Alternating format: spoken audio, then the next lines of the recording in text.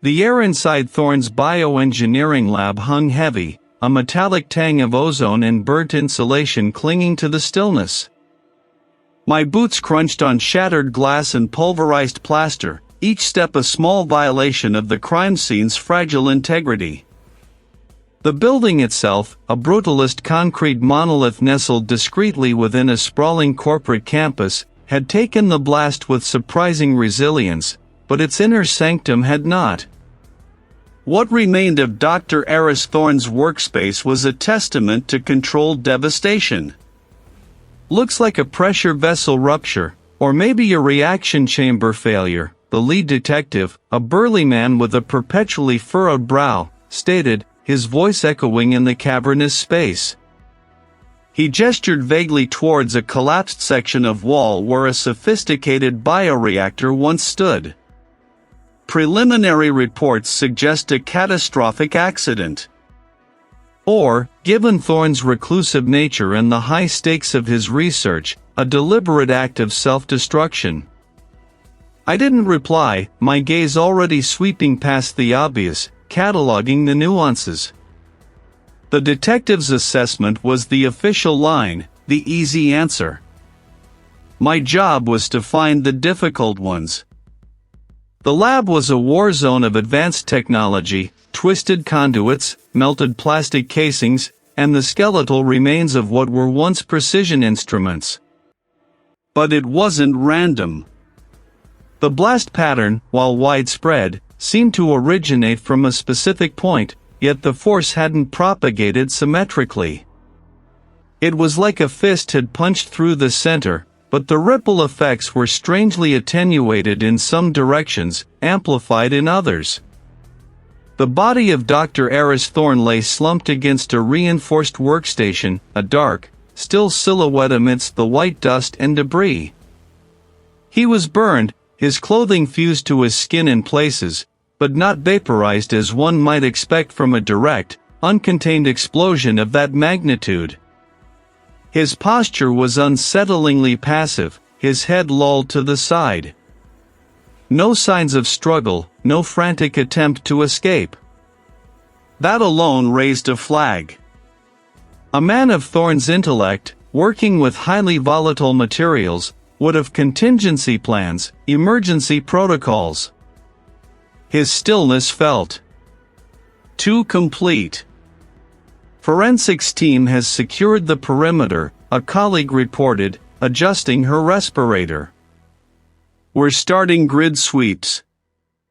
Thermal imaging shows residual hotspots in the containment units."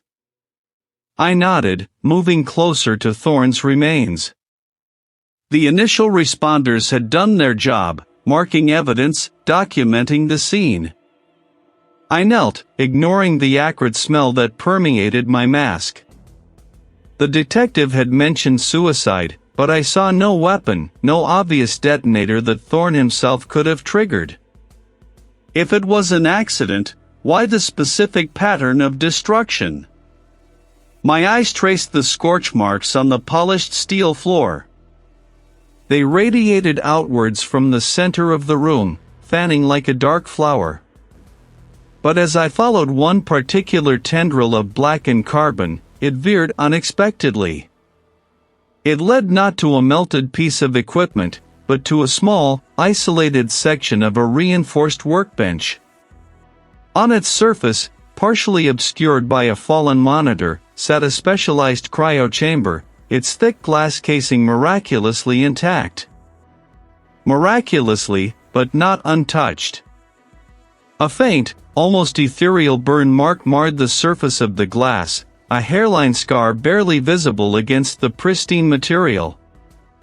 It wasn't a shatter crack, or a stress fracture from the blast wave.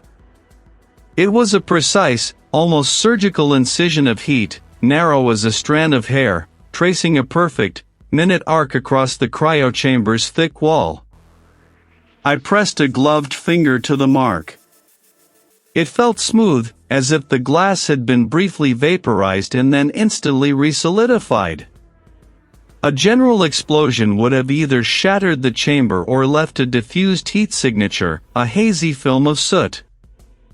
This was neither. This was focused, intense, and utterly out of place. It suggested a directed energy source, something precise, not the chaotic violence of an accident. And it was too small, too perfect, to be random shrapnel. My internal alarm bells, usually a low hum, began to clang. The detective saw an accident, a tragic miscalculation. The initial reports would confirm it. But I saw something else entirely. I saw control, even in the midst of chaos. I saw a deliberate act. Hours later, the metallic tang of the lab still clung to my clothes as I entered the hushed, sterile environment of the FBI Forensic Science Division examination suite. The air here was filtered, scrubbed clean, a stark contrast to the dust and debris I'd just left behind. I set down my evidence kit on a stainless steel table, the small cryo-chamber nestled carefully within a padded container. The detailed crime scene photos flashed across the large monitor on the wall, showing the devastation from every angle. I zoomed in on the image of the minute burn mark on the cryo-chamber, the seemingly insignificant detail that had snagged my attention. The other investigators would focus on the larger picture, the collapsed walls, the incinerated equipment, the magnitude of the explosion. They'd look for the obvious trigger, the simple explanation. But the universe wasn't simple. And neither, I suspected, was Dr. Aris Thorne's death. That minuscule arc on the cryo-chamber's glass was an anomaly. It was a whisper in a scream, a perfectly straight line in a field of shattered chaos. It didn't fit. Not for an accident. Not for a suicide. My gaze hardened. Someone had gone to extraordinary lengths to make this look like anything but murder. And that, more than anything else, told me it was murder. The acrid smell from the lab clung to my clothes, even after the ride across the city. Thorne's remains lay on the examination table, covered by a white sheet. A colleague, the forensic pathologist, stood by a rolling cart, adjusting a monitor. "Ready, Reed?" the pathologist asked, his voice low. "As I'll ever be," I replied, pulling on a fresh pair of nitrile gloves. The detective's initial assessment had been swift, a lab accident, possibly self-inflicted. I'd seen enough to know that swift assessments were often incomplete. I carefully peeled back the sheet. The sight was grim, but I'd trained myself to see beyond the initial shock, to focus on the narrative the body told. Thorne's skin, where visible, was mottled with a complex array of burns. Some areas showed the blistering and charring consistent with a rapid, high-temperature event, but others, particularly around his left shoulder and the back of his neck, displayed a peculiar, almost symmetrical pattern of localized heat trauma. It was too precise for a random explosion. A blast spreads, dissipates. This was focused, almost surgical. "Notice anything unusual?" I murmured, leaning closer, my breath fogging the clear plastic of my face shield. The pathologist pointed with a gloved finger. "The blast pattern suggests an internal failure, or perhaps an external concussive force. But these look like contact burns. And the depth varies significantly across very small areas." I nodded, tracing the edges of one such burn with a sterile probe. Like he was pressed against something intensely hot, then pulled away. If it was an accident, why the specific, almost deliberate, localized damage? I moved my attention to Thorne's clothing, or what remained of it. His lab coat, mostly shredded, still clung to his torso in tatters. I meticulously examined the fabric, searching for anything out of place. The usual particulate from lab explosions, glass shards, carbonized organic matter, traces of various reagents, were present, as expected. But then, on the inside cuff of his right sleeve, near the wrist, I saw it. A tiny, almost imperceptible cluster of metallic flecks. They shimmered faintly under the examination light, a deep, burnished copper color. I carefully scraped a sample into a sterile vial. This wasn't copper wiring from the lab, nor was it the usual residue of high-tech equipment. It had a unique, almost crystalline structure, visible under my portable magnifier. "What is that?"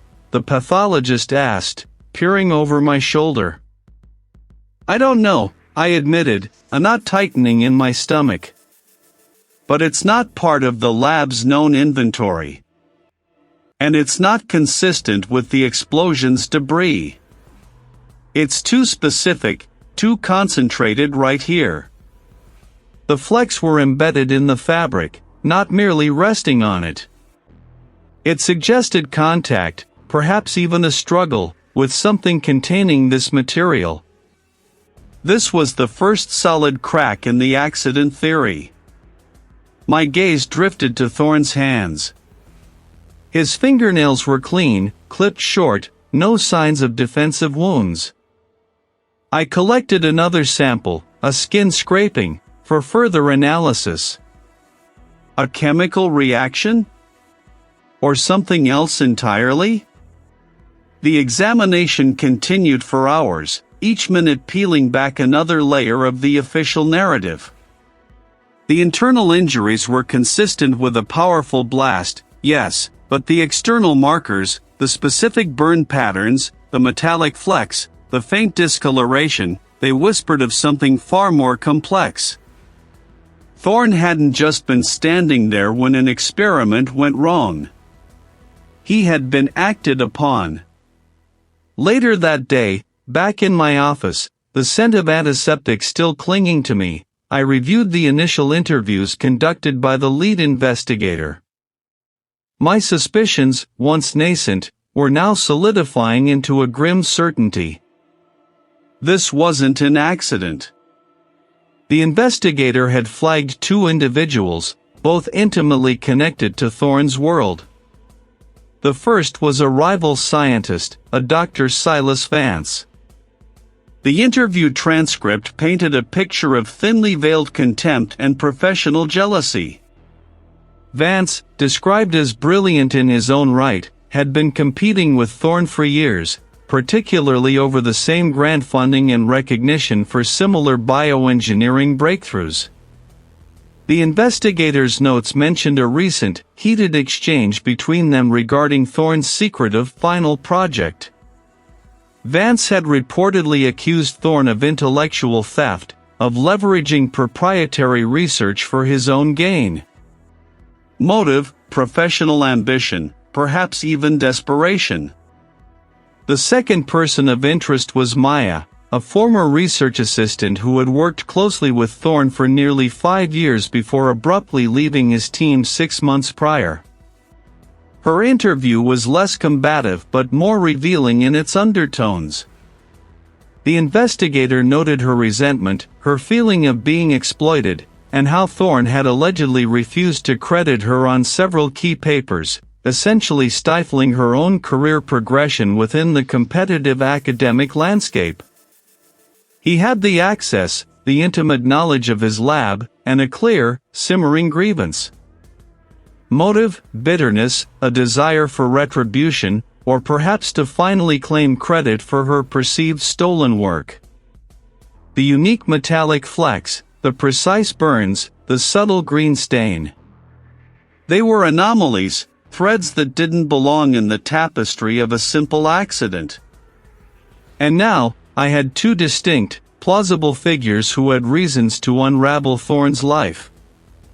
The tension in the air was palpable, not just from the case, but from the realization that I was now navigating a landscape of human ambition and betrayal, far more dangerous than any volatile chemical. Today, it felt like a discordant note, a dull pressure against my temples. The burn patterns on the victim's skin kept replaying in my mind, those precise, almost deliberate imprints.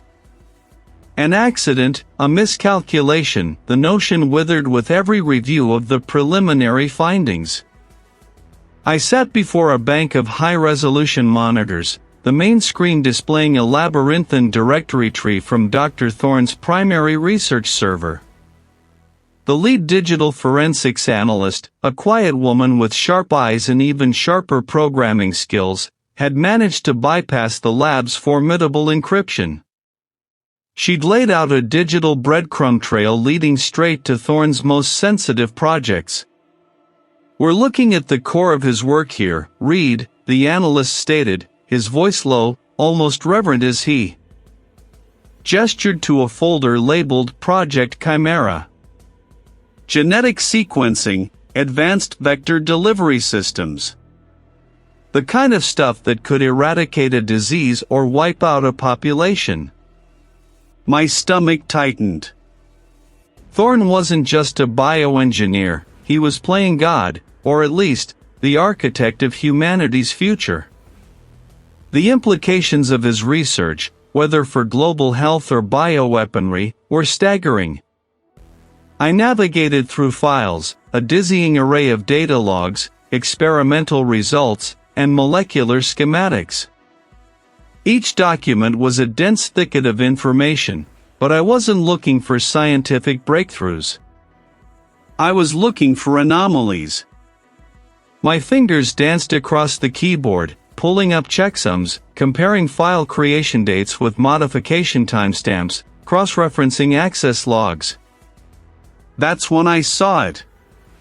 A cluster of files, deep within Project Chimera, had timestamps that jumped like a faulty clock.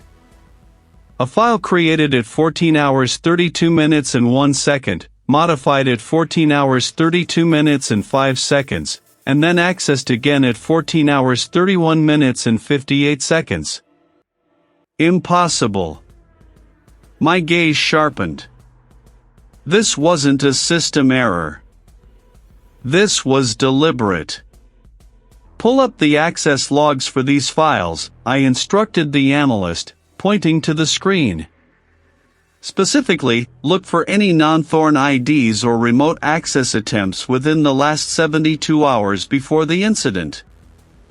The analyst's fingers flew. A moment later, a new window popped up, displaying a list of IP addresses and user IDs. Most were internal to Thorne's lab, but 2 entries stood out. An unfamiliar internal ID, guest_lab_07, and a series of remote access attempts from an untraceable encrypted network. The guest_lab_07 ID had accessed the anomalous files just hours before Thorne's death. "This ID doesn't appear anywhere else in the system," the analyst confirmed, her brow furrowed. "It's like it was created, used, and then scrubbed from the user registry." "Attempted wipe," I murmured, my voice barely a whisper. "Someone didn't just access the files, they tried to erase their tracks. And they were inside the lab." My gaze fell on another section of the data, fragmented files, corrupted headers, and empty clusters where data should have been. Someone had tried to perform a sophisticated data wipe, targeting specific project files within Chimera, but they hadn't been entirely successful. The attempt wasn't amateurish, it was surgical, precise, indicating an intimate knowledge of Thorne's network architecture. This wasn't a random hack. This was personal. Just then, the door to the suite opened. A colleague ushered in a young woman, her face pale and drawn, eyes wide and darting. Maya, Thorne's assistant. She clutched a worn leather handbag to her chest, her knuckles white. She looked like a gust of wind could shatter her. "Thank you for coming in, Maya," I said, my voice softer than usual. "We just have a few more questions." She nodded, her head barely moving. She sat stiffly in the chair I indicated, her gaze fixed on the sterile white walls. I don't know what else I can tell you," she whispered, her voice reedy.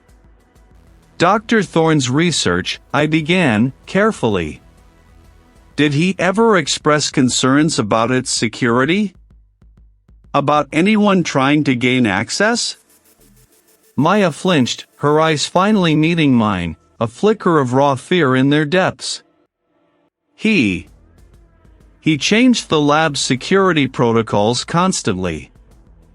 Said he couldn't trust anyone.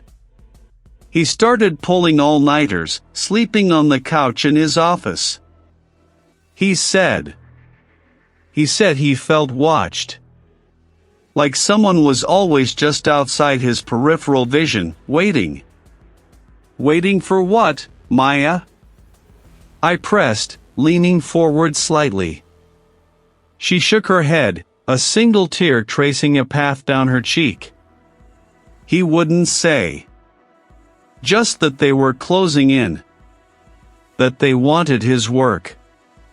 He became very paranoid. He even started carrying a small, encrypted device, said it contained his insurance policy in case anything happened to him." My mind raced. An insurance policy? And they wanted his work. This was no accident. This was a calculated strike, followed by a botched cleanup. Someone had killed Dr. Thorne for his research, and they had gone to extreme lengths to cover their tracks. But they hadn't covered them well enough. I would find out who they were. The air, usually sterile and still, felt charged with my own anticipation. I leaned over the console, my gaze fixed on the glowing screen. The microscopic trace, the one I'd painstakingly collected from the peculiar burn pattern on the lab floor, was now being subjected to the most rigorous scrutiny available. This wasn't just a speck of dust, it was a whisper from the scene, and I was determined to make it scream. The preliminary scans had been inconclusive, a jumble of common elements. But I knew better than to trust the obvious. The way the trace had resisted conventional cleaning agents, its peculiar interaction with the high-intensity light source during initial imaging, these were anomalies. I'd pushed for a deeper dive, a spectral analysis that would break down its molecular structure, searching for the unique fingerprint of something engineered, something not found in nature's haphazard embrace. Hours blurred into a focused eternity. My eyes, tired but unyielding, scanned the complex graphs unfurling across the monitor. Peaks and valleys danced, each representing an atomic signature. Most were mundane, background noise. My breath hitched. This was it. This was the anomaly. I cross-referenced the unique spectral signature against the Global Materials Database, a vast repository of known compounds, both natural and synthetic. The search word, processing billions of data points. The seconds stretched, each one tightening the coil of tension in my gut. And then, a match. The data flashed on the screen, a rare, synthetic polymer. Its composition was intricate, designed for extreme durability and specific thermal resistance. The database entry specified its primary application, high-end industrial components, particularly in advanced manufacturing and precision robotics. It wasn't something you'd find in a standard research lab, certainly not in the quantities suggested by the microscopic residue. This wasn't an accidental contaminant. This was a deliberate introduction. My mind raced, connecting the dots. Dr. Thorne's research wasn't just groundbreaking, it was potentially disruptive. Such a polymer, used in such a specific industrial context, pointed directly away from academic rivals or lone disgruntled employees. It pointed to corporations, to entities with deep pockets and a vested interest in controlling cutting-edge technology. And only one name immediately surfaced from the intelligence briefs on Thorne's funding: Omnicorp. Omnicorp, a behemoth conglomerate, had a notorious reputation for aggressive R&D acquisition. They had been a significant financial backer for Thorne's work, a partnership I'd initially dismissed as standard corporate sponsorship. Now, it looked like a noose. I pulled out my secure communication device. "I need to speak with Omnicorp's liaison for the Thorne project," I stated to the operations desk, my voice clipped with urgency. Immediately. The call was arranged with surprising speed. Within the hour, the corporate liaison was seated across from me in one of the small, nondescript interview rooms within the division. The room was sparse, just a table and 2 chairs, designed to encourage directness. The liaison, a man in an impeccably tailored suit, had a practiced smile that didn't quite reach his eyes. His name, a detail I noted but dismissed, was irrelevant. His role was everything. "Reed," he began, extending a hand that felt soft and yielding in mine. "Thank you for seeing me. Omnicorp is, of course, devastated by Dr. Thorne's tragic accident. He was a brilliant mind, a true visionary." His tone was smooth, almost too smooth. "We're investigating the circumstances of that accident," I corrected, letting the word hang in the air. "My findings suggest a more deliberate event. We've identified a unique synthetic polymer at the scene, one with a very specific industrial application. An application that, according to our records, aligns with Omnicorp's advanced manufacturing division." The liaison's smile flickered, a momentary tremor. "A polymer? That's intriguing." Thorne's lab used a wide array of materials, many of them proprietary. It's not uncommon for our researchers to share resources, especially on collaborative projects. He leaned forward slightly, his posture one of earnest cooperation. "Perhaps it was a sample he was testing for us? A new composite for a prototype?" "This polymer isn't a standard lab material," I countered, watching his eyes. They darted, just for an instant, to the door.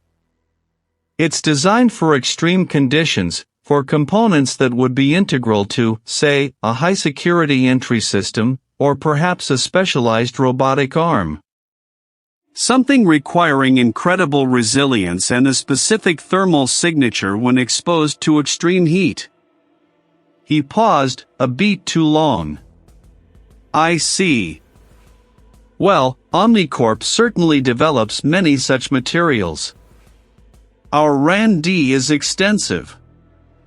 I'd be happy to provide you with a comprehensive list of all polymers we've supplied to Dr. Thorne's lab, or any he might have accessed through our channels." He gestured expansively, an offer of complete transparency. "We want to assist in any way we can." "That would be helpful," I said, my voice even, betraying none of the internal alarms blaring. It was the kind of performance I'd seen countless times from those trying to control the narrative. "Tell me, Mr. Liaison, were there any disagreements with Dr. Thorne regarding his research? Any pressure to accelerate his timelines, or perhaps redirect his focus?" He chuckled, a short, dry sound. "Dr. Thorne was a genius, but a stubborn one. We respected his autonomy. Of course, There are always discussions about deliverables, about commercial viability. But nothing that would lead to this. He swept a hand vaguely, encompassing the implied tragedy. He was on the cusp of something truly remarkable. Omnicorp stood to benefit immensely. And what exactly was he on the cusp of? I pressed, leaning forward myself, narrowing the space between us. His research notes were heavily encrypted, and much of the physical data was destroyed. What was the something remarkable that Omnicorp was so invested in? The liaison cleared his throat, adjusting his tie. Proprietary information, read. I'm sure you understand. But suffice it to say, it was revolutionary. World-changing, even. That's why his loss is so profound. His words, intended to sound mournful, instead grated. World-changing was a phrase often used to describe Thorne's work, but coming from this man, it sounded like an asset description. He was evasive, his cooperation a thinly veiled attempt to steer me away from the truth. The synthetic polymer was a direct link to Omnicorp, and this man, with his practiced sincerity, was the first line of defense. My gut told me I was staring at the tip of a very large, very dangerous iceberg. The hunt had just begun. Its structure, intricate and impossibly uniform, hinted at a level of manufacturing sophistication I hadn't encountered before. I'd spent the better part of the morning tracing its molecular fingerprint, comparing it against every known database, every registered patent, every obscure academic paper on advanced materials. Nothing. It was a ghost, a material without a recorded origin, yet it existed, and it had been the catalyst for Thorne's demise. The senior analyst, a woman with perpetually stained lab coats and an encyclopedic knowledge of materials science, leaned over my shoulder. Still nothing. Read, his voice was a low murmur. The thermal degradation pattern is specific, I replied, adjusting the focus. It's designed to combust under very precise conditions, releasing a specific energy signature. Not accidental. Not a miscalculation.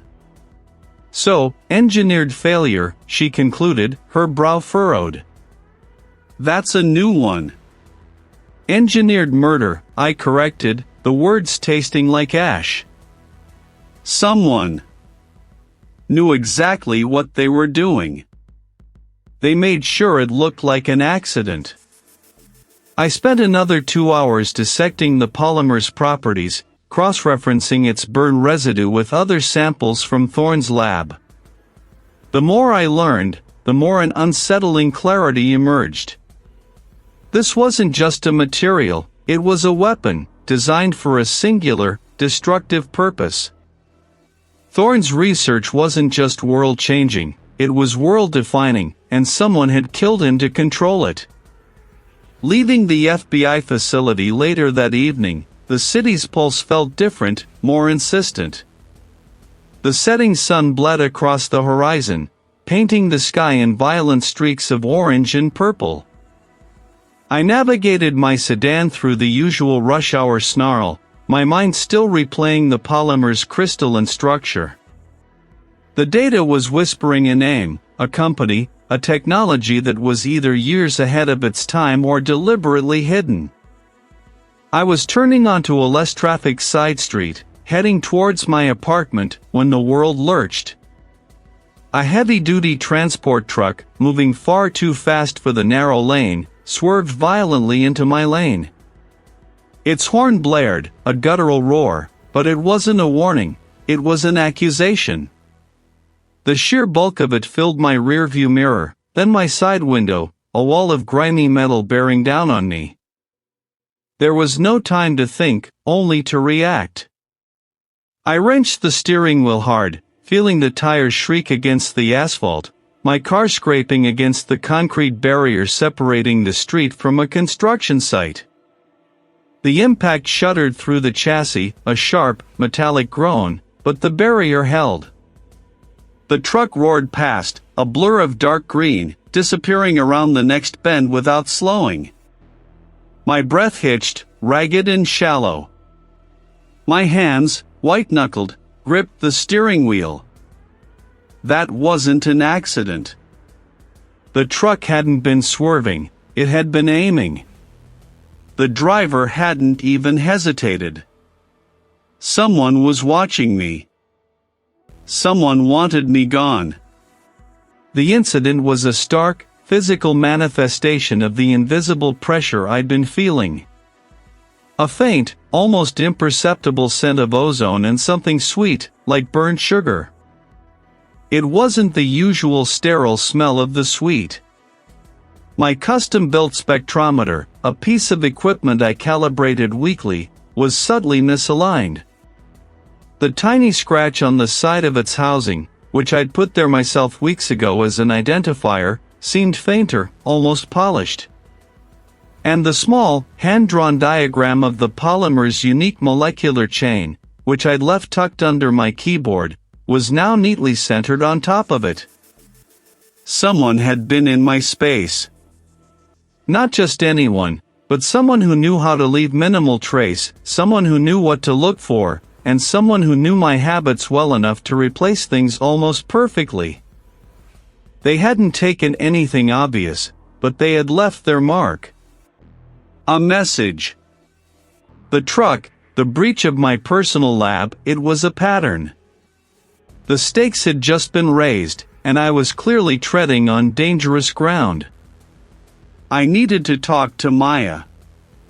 He had been evasive before, but the fear in her eyes during our last encounter was genuine. I called her, my voice low and steady despite the tremor in my hands. Maya, I need to see you. Now. It's important, his voice was a thin thread of apprehension. Reed? Is everything all right? Just meet me, I insisted. A neutral place. The coffee shop near Thorne's research facility. Give me 20 minutes. She agreed, her reluctance palpable. When she arrived, her face was drawn, her eyes darting nervously around the bustling cafe. Different. Someone tried to run me off the road yesterday, I stated, watching her reaction. Her eyes widened, and she visibly flinched. And someone accessed my private lab space last night. Before Thorne died, she began, her voice trembling, there were nights. I work late sometimes, you know, running simulations. I saw a vehicle. Not Thorne's, not the company car. It would pull up to the loading dock, late, after everyone had gone home.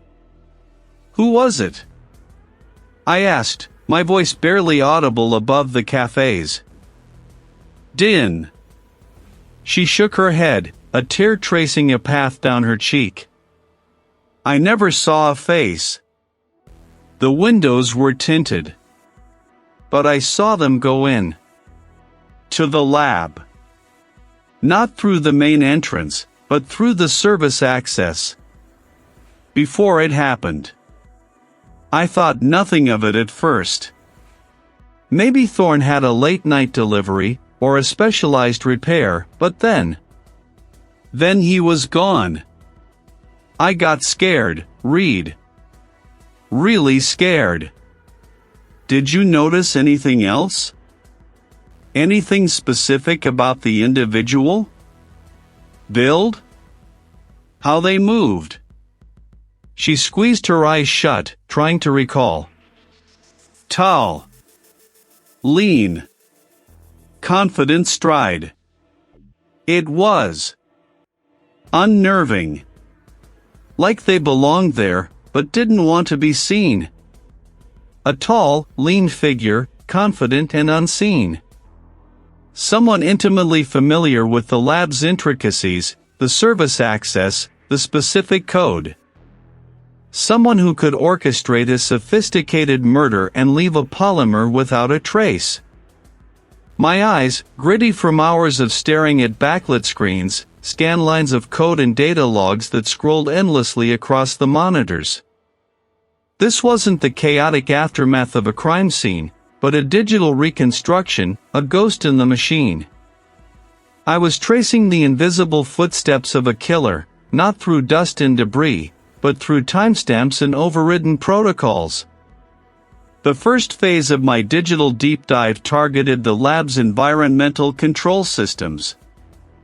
Every lab of Thorne's caliber, especially one handling sensitive bioengineered materials, was a fortress of regulated parameters: temperature, humidity, atmospheric composition, pressure. These systems generated reams of data, a continuous heartbeat of the facility. The initial reports had dismissed any anomalies as part of the general chaos of the accident, but I knew better. Chaos often masked intent. I started by isolating the period immediately preceding the incident, then expanded my search, minute by minute, hour by hour, backward in time. Most of the data was pristine, a testament to the lab's state-of-the-art design. But then, a flicker.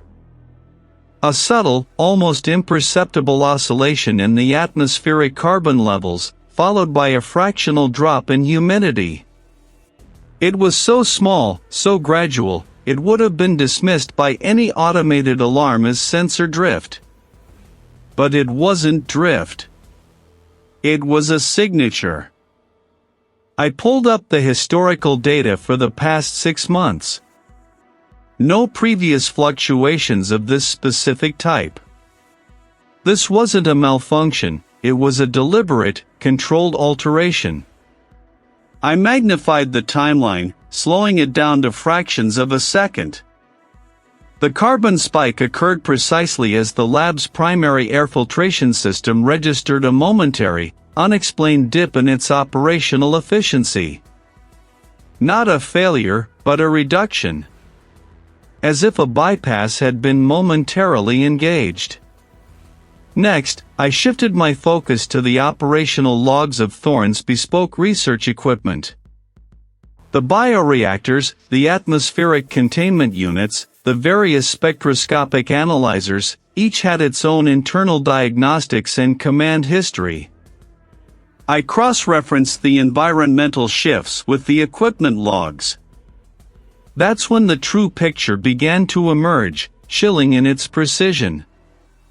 These weren't brute force hacks, they were surgical strikes, exploiting what appeared to be a backdoor in the system's service access protocol. The commands initiated a sequence within one of the large bioreactors, an experimental model Thorne had been perfecting. This sequence was designed to rapidly cycle specific gases within its internal chamber. Harmless, in isolation.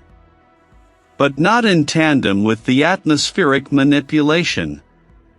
The external commands then overrode the bioreactor's internal safety protocols, pushing its cycle rate beyond its programmed limits. Simultaneously, the atmospheric containment units around Thorne's workstation registered a minor, but critical, pressure drop. A carefully orchestrated breach. The engineered carbon and humidity shifts in the lab environment, combined with the rapid gas cycling from the compromised bioreactor, created a lethal cocktail. I could almost see it playing out in my mind's eye. The subtle changes in the room's atmosphere would have gone unnoticed by Thorne, focused as he was on his work. Then, the bioreactor, pushed to its limits by the remote commands, would have begun to fail in a spectacular, explosive manner, releasing a concentrated burst of reactive agents into the compromised containment area. The pressure drop would have ensured the rapid spread, overwhelming Thorne before he could react. It wasn't an accident, It was a meticulously constructed illusion of one. The sheer audacity of it left a cold knot in my stomach. This wasn't a simple sabotage, it was an act of engineering brilliance twisted to a malevolent purpose. The killer had essentially turned Thorne's own lab against him, weaponizing his research environment. The method pointed to someone with not just expert knowledge of the lab's bespoke systems, but an intimate, almost prophetic, understanding of Thorne's specific research protocols. They knew what gases Thorne was working with, how they reacted under extreme pressure, and precisely which system overrides would trigger the catastrophic cascade and the polymer. The unusual trace I'd found earlier. It wasn't a foreign substance introduced by the killer directly. It was a byproduct. A unique residue formed from the interaction of Thorne's experimental compounds with the specific atmospheric conditions and extreme pressures created by the manipulated accident. It was a signature left by the event, not by the perpetrator's direct touch. A brilliant, horrifying detail designed to mislead. My gaze drifted from the screens to the forensic reconstruction software, where a 3D model of Thorne's lab shimmered. I overlaid the data, watching the virtual carbon levels rise, the humidity drop, the bioreactor's internal pressure skyrocket, then burst, a silent, digital explosion. The containment field around Thorne's workstation glowed red, then dissipated. This wasn't just murder. It was a declaration. The killer wasn't a random opportunist, they were a master puppeteer, pulling strings deep within the digital nervous system of Thorne's world. And they knew his work inside and out. The silhouette I glimpsed before was now sharper, more defined, a mind as brilliant as Thorne's, perhaps even more ruthless. And infinitely more dangerous. This wasn't the chaotic aftermath of a crime scene, but a different kind of battlefield, fought in the quiet glow of digital data. Every byte was a potential clue, every timestamp a breadcrumb. My initial review of Thorne's primary research data had yielded nothing overtly incriminating.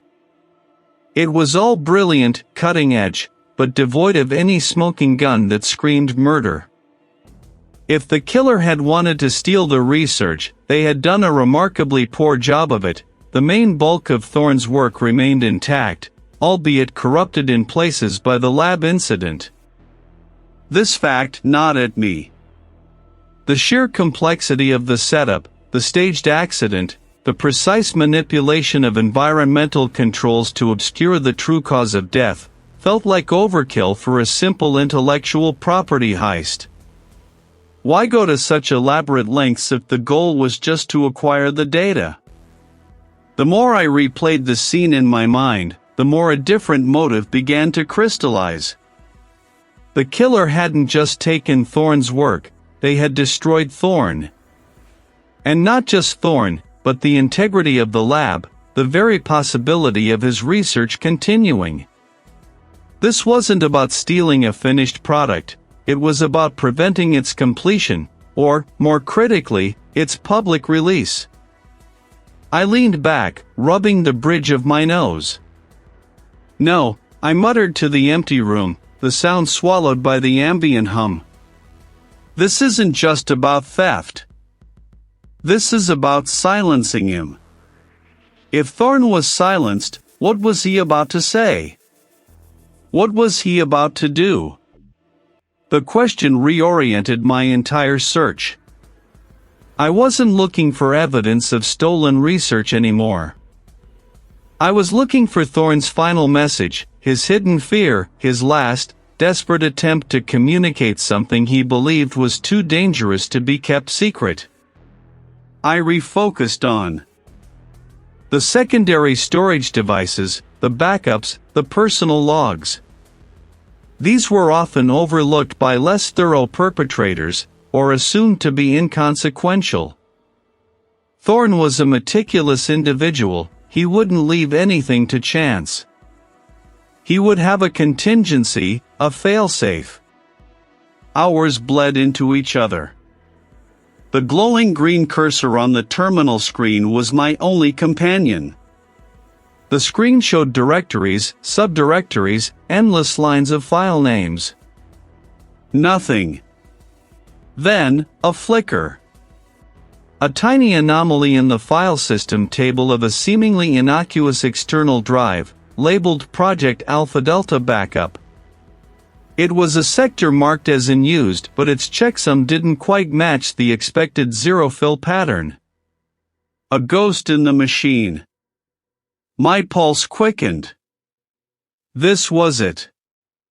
I initiated a forensic recovery tool, specifically designed to reconstruct deleted or hidden data.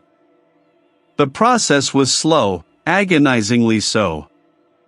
A progress bar, agonizingly green, crept across the bottom of the screen.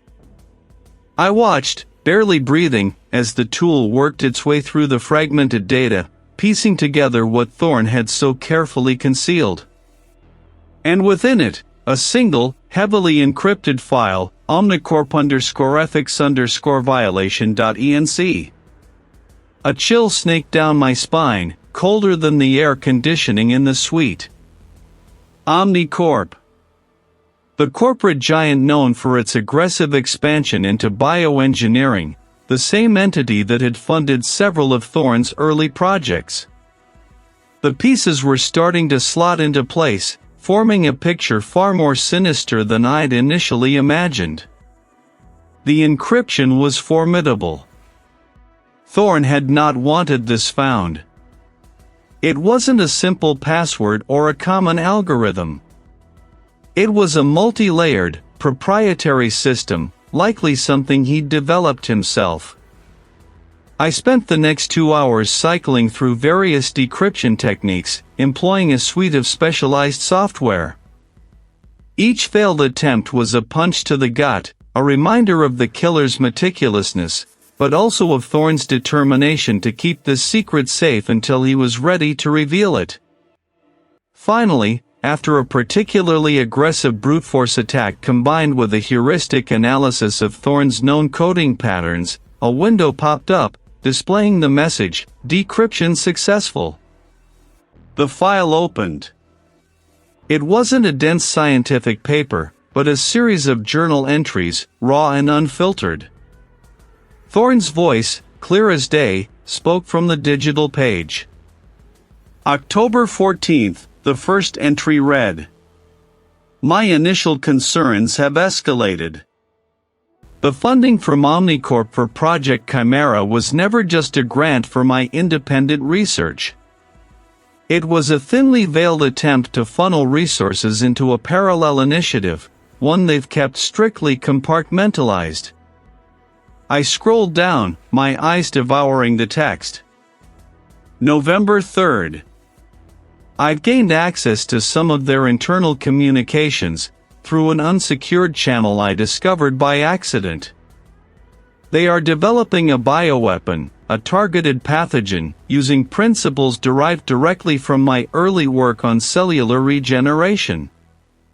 They twisted my research, designed to heal, into something designed to destroy. My jaw tightened. A bioweapon. This wasn't just about corporate espionage. This was about a global threat. December 1st. My conscience won't allow this to continue. Omnicorp believes I'm oblivious, but I've been meticulously documenting everything. The clandestine facility, the project lead, the projected deployment timeline. They plan to frame it as a natural outbreak, a way to destabilize certain regions, paving the way for their humanitarian aid, which will inevitably be tied to their pharmaceutical division. Thorne's intent was unambiguous. I plan to go public. I have enough evidence to expose Omnicorp's entire operation. I will present this to the appropriate authorities, regardless of the personal cost. The world needs to know the truth before it's too late. The last entry was dated 3 days before his death. My hands trembled slightly as I pulled them away from the keyboard. The air in the suite, once merely humming, now felt charged, heavy with the weight of Thorne's desperate revelation. Thorne wasn't just a victim of a lab accident, or even a targeted assassination for his research. The stakes of this investigation had just skyrocketed. And they knew I was getting close. The screens around me glowed, a constellation of data points, each a tiny fragment of Thorne's last days. My fingers hovered over the keyboard, the ghost of his final, desperate entry still lingering in my mind. Thorne's work wasn't merely complex, it was revolutionary. This wasn't a random act of violence, it was a calculated, surgical strike. I leaned forward, the chill from the desk seeping through my sleeves. My next step was clear: find the ghost in the machine. The killer had to have been inside, not just physically, but intellectually. I started with the digital access records, a vast sea of timestamps and biometric entries. The system was robust, designed for high-security clearance. I filtered for the 3 days leading up to the incident, then expanded the search to a week. The names scrolled by, a parade of researchers, technicians, and administrative staff. Each entry was a potential lead, each a face I needed to put to a skill set. The first pass narrowed the list to just under 24 individuals who had been in the facility during critical windows. Now, the harder part, matching technical expertise to the specific nature of the sabotage. The destruction hadn't been a crude explosion. It was a precise cascade of failures, a system designed to unravel itself, mimicking an overload while actually being triggered by a deliberate sequence of inputs. This required someone who understood the core programming, the failsafes, and how to bypass or weaponize them. I pulled up employee profiles, sifting through CVs, project histories, and security clearances. Academic rivalries were common in this field, but pure intellectual jealousy rarely manifested as such a sophisticated act of destruction. Corporate espionage, however, was a different beast entirely. Omnicorp, Thorne's primary benefactor, loomed large in my thoughts. They had the most to gain, or lose, from his research. My eyes scanned the profiles, looking for anomalies, for anything that didn't quite fit the typical academic or corporate mold. Most were brilliant in their own right, specialists in various fields of bioengineering, materials science, or advanced computing. Then, a name flagged my attention: David Thorne. No relation to Aris Thorne, according to the records, but his profile was unusual. His official title was Omnicorp Liaison, a standard enough role for overseeing project progress and funding. But the deeper I dug into his background, the more the pieces started to diverge from the expected. His early career history, redacted in parts, hinted at something beyond corporate project management. There were references to special assignments and strategic intelligence acquisition during his time with a private security firm years prior. It was vague, but the implication was clear: a background in covert operations. My breath hitched. Covert operations. That explained the precision, the ruthlessness, the ability to disappear without a trace within a highly monitored environment. But someone trained in covert ops, with a mind for strategic disruption and information control? That fit perfectly. I cross-referenced David Thorne's name with older news archives, searching for any public records that might illuminate his past. It took a few more minutes of careful searching, navigating through layers of corporate press releases and obscure industry journals, before I found it. An article, nearly a decade old, detailing a high-profile scandal involving stolen intellectual property from a competing biotech firm. The article mentions several individuals who were investigated, though never formally charged, for their alleged roles in the corporate espionage ring. David Thorne's name was listed among them. This wasn't just a suspect with the technical means, this was a suspect with a proven, personal connection to a past scandal, involving the very kind of intellectual property theft that could motivate Thorne's murder. He had the skills, the opportunity, and a clear, established motive. The pieces clicked into place with an alarming finality.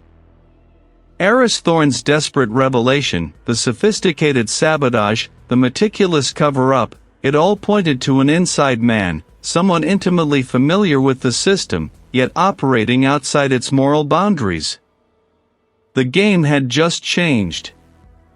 I stood before the main console, a holographic projection of Aris Thorne's research notes swirling before me. My colleague, a senior analyst specializing in biomaterials, leaned over my shoulder, his brow furrowed. "This breakthrough you're talking about, Reed," he murmured, pointing to a highlighted section. "The stabilization of the modified polymer matrix? It's revolutionary, if true. But the data here.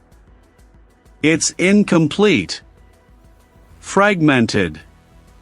"Exactly," I replied, keeping my voice just loud enough to carry. I knew the suite's walls had ears, and I'd made sure certain channels were open.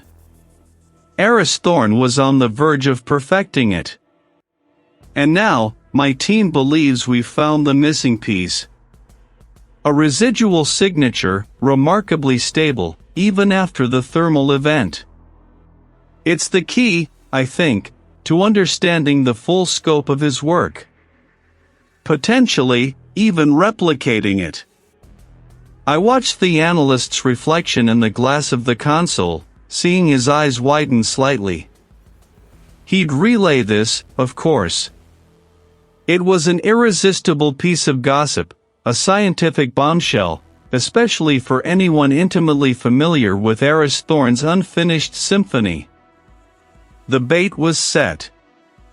My internal clock ticked, a slow, methodical count. I spent the next few hours in a deliberate show of intense focus, reviewing other, less critical evidence, making sure my presence in the suite was known, but not suspicious. The trap wasn't for me, after all. The call came just after midnight. A security officer, his voice tight with urgency. "Sir, we have an unauthorized access attempt. Section Gamma. Looks like a former employee trying to get into the evidence locker. He claims he's here to assist with the Thorne case." I suppressed a grim smile. David Thorne. He'd taken the bait. I moved with purpose, the sterile corridors of the facility echoing my footsteps. The tension was a live wire humming beneath my skin, a familiar companion in these moments. When I arrived, David Thorne was being held by two uniformed officers, his face a mask of indignation and poorly concealed panic. His eyes, when they met mine, held a flicker of something desperate. "Reed," he blustered, trying to regain composure. "What is the meaning of this?" "I merely came to offer my expertise. I heard you'd made a significant discovery regarding my brother's work. I thought I could help clarify some of the complexities." "Funny," I said, stepping closer, my voice low and steady. "Because the security logs show you trying to disable the surveillance feed for the evidence vault. Not exactly clarifying complexities, is it?" His jaw tightened. "A misunderstanding. A technical glitch, perhaps. I merely misjudged the entry system." No misunderstanding, David, I countered, pulling a small, sealed evidence bag from my coat pocket. Inside, a microscopic fleck of material shimmered faintly under the light. This is a fragment of a polymer, unique to Aris Thorne's experimental designs. We found it at the scene of the fire at your brother's lab, embedded in the scorched remains of the console. We also found it, in trace amounts, at the site of the electrical short that nearly took out the primary server farm at Omnicorp, and again, at the gas leak that compromised the ventilation in the research wing. His eyes darted to the bag, then back to my face. The indignation melted, replaced by a chilling stillness. He knew. The same polymer, I continued, pressing the advantage, was also detected on the sole of your shoe, David, when you were processed after Aris's death. And it matches the specific, highly volatile variant Aris was developing, the one designed to destabilize rapidly under certain frequencies, creating a focused thermal event. The one that, when triggered, would obliterate any trace of itself and the data it was protecting. His breathing became shallow, ragged. The two officers held him firmly, but he didn't struggle. He was cornered, the scientific precision of his brother's work, and his own attempts to mimic it, now his undoing. You didn't just want to destroy the research, did you? I pushed. You wanted to make sure no one could ever replicate it. And you certainly didn't want anyone finding out what Aris was really working on. The breakthrough I mentioned? It was a test. A lure. And you swallowed it whole. David Thorne let out a choked sound, a mix of a sob and a desperate laugh. His composure shattered, revealing the raw, terrified man beneath. He was going to expose them, he whispered, his voice hoarse, barely audible. Omnicorp. Not the whole corporation, but a faction.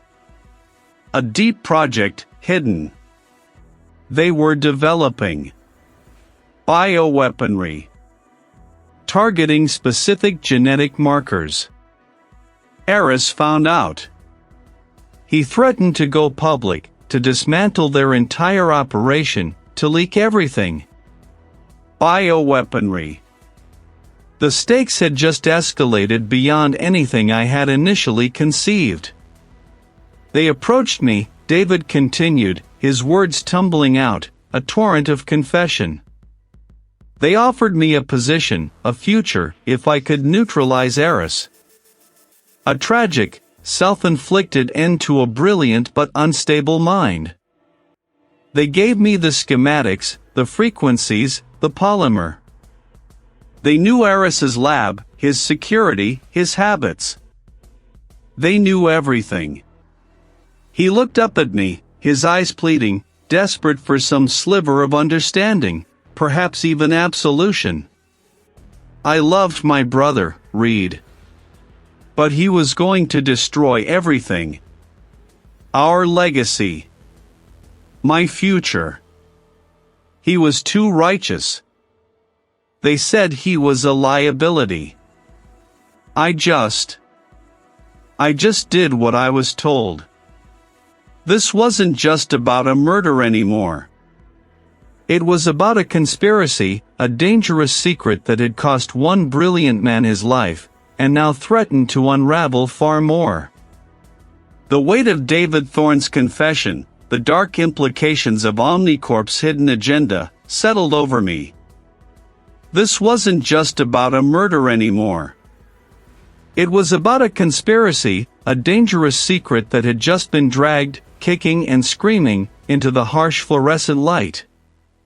It's done, the lead investigator's voice cut through the static in my head. He stood by the two-way mirror, watching David Thorne, now slumped and silent on the other side. The man's face was a mask of defeat, his earlier bravado completely evaporated. He detailed everything. Even the attempts to frame the academic rival. My jaw tightened. The meticulous planning, the layers of deceit, it was all there, laid bare by the sheer desperation of a man caught in his own web. I watched as two uniformed agents entered the room across from us, their movements precise, professional.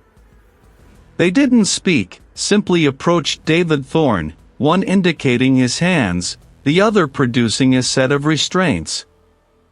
He offered no resistance, his eyes vacant, staring at a point beyond the wall. The click of the cuffs was sharp, definitive. Justice, in its immediate, tangible form.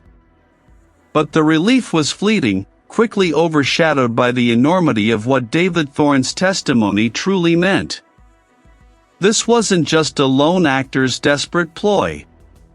His confession was the first domino. It revealed a systematic, deeply entrenched network within Omnicorp, driven by an insatiable hunger for Dr. Aris Thorne's groundbreaking research. The lead investigator turned from the mirror, his expression grim. He implicated several high-ranking executives. The director of R&D, the corporate counsel, even a board member. All of them pushing to weaponize Thorne's findings, to control the global market. The words hit me with a chilling clarity. My microscopic trace, the unusual burn pattern. They had been the threads, now woven into a tapestry of corporate greed and lethal ambition. The initial reports of suicide or tragic miscalculation had been the perfect smokescreen. They had banked on the inherent chaos of an industrial accident, on the public's willingness to accept the obvious. But the devil, as always, was in the details. Phones rang incessantly. Legal teams were scrambled. News crews, alerted by anonymous leaks, began to converge on the federal building, their vans forming a metallic siege. The first high-profile arrests came swiftly, a flurry of activity that played out across every major news channel.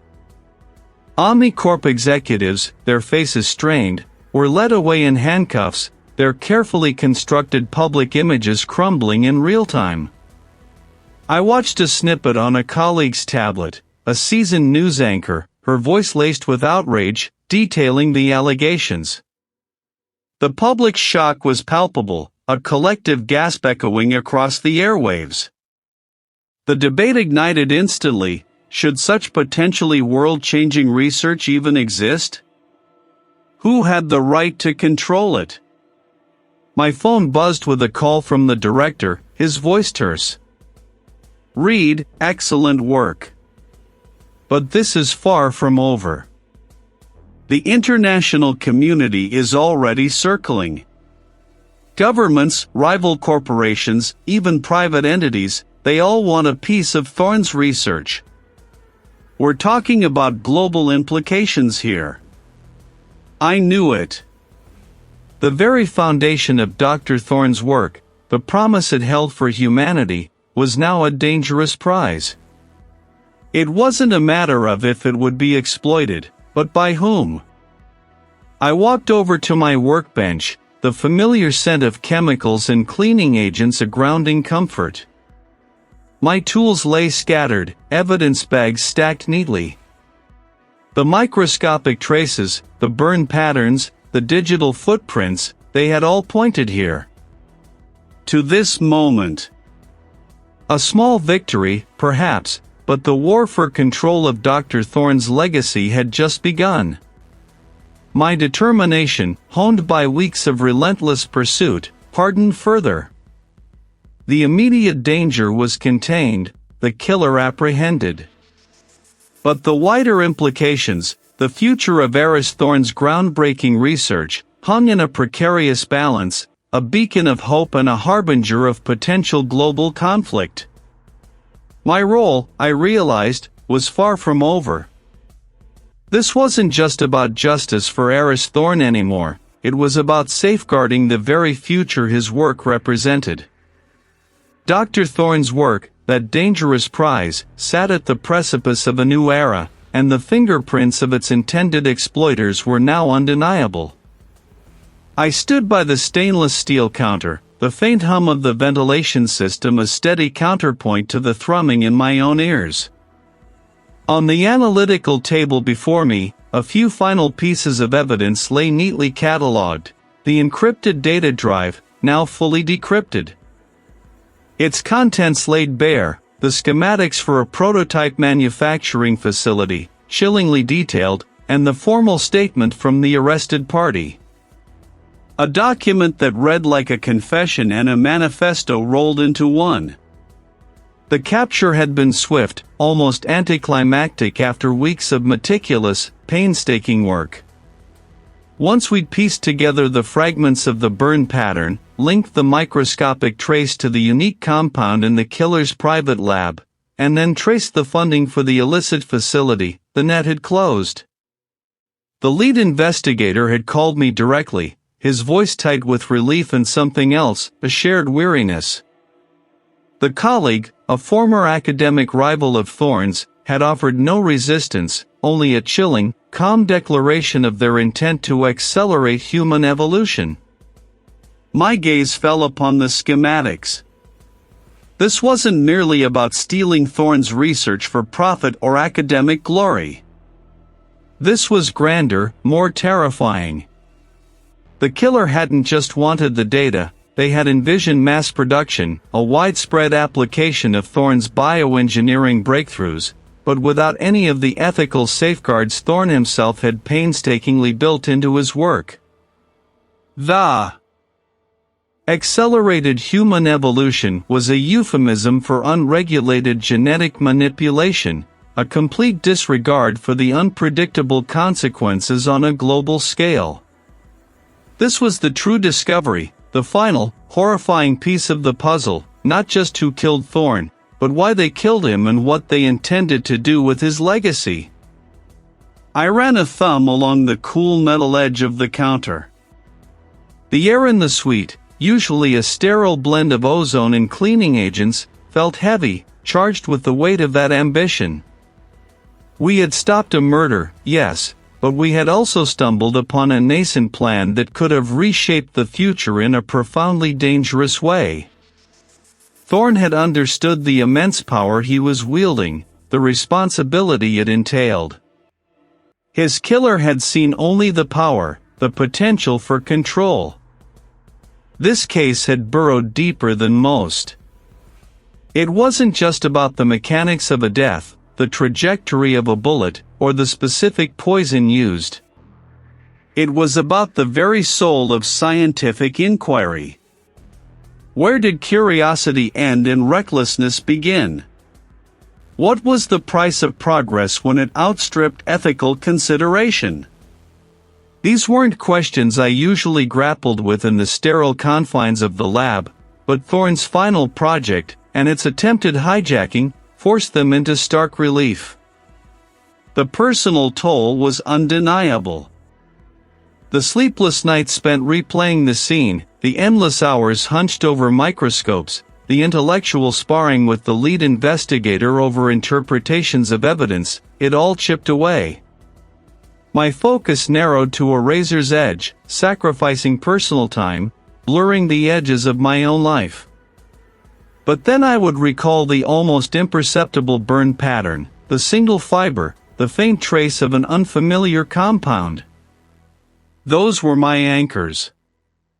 They reminded me why I did this, why the meticulous pursuit of truth mattered. Justice for Thorne was now within reach, the legal gears grinding into motion. The prosecutor had already begun building the case, armed with our forensic findings. But the broader questions, the struggle between progress and peril, those would endure. Thorne's legacy, now irrevocably intertwined with his violent end, would serve as a stark reminder of the delicate balance required when humanity pushed the boundaries of what was possible. We had preserved his work from immediate exploitation, but the knowledge itself, the pathways he had opened, would always exist. The next ambitious mind, the next ethical vacuum, was only a matter of time. I picked up the encrypted data drive, now just an inert piece of hardware, its secrets extracted. My reflection stared back from its polished surface, tired but resolute. The work wasn't truly over, it never was. The world would continue to spin, new technologies would emerge, and with them, new vulnerabilities, new motives for crime. I glanced at the caller ID, the director's office. A new case, no doubt. The brief, almost imperceptible pause before I answered was the only acknowledgement of the transition. I took a deep breath, the scent of antiseptic and something faintly metallic filling my lungs. The next puzzle awaited.